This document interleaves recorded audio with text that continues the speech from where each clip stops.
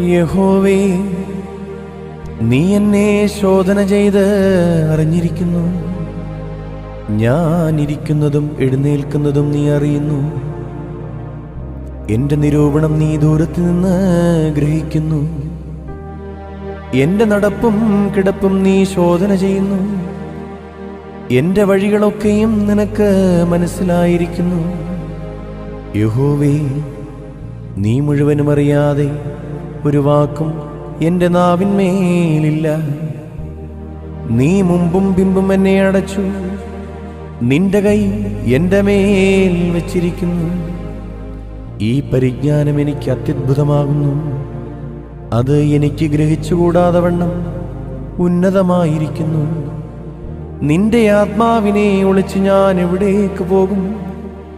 തിരുസന്നിധി വിട്ട് ഞാൻ എവിടേക്കോടും?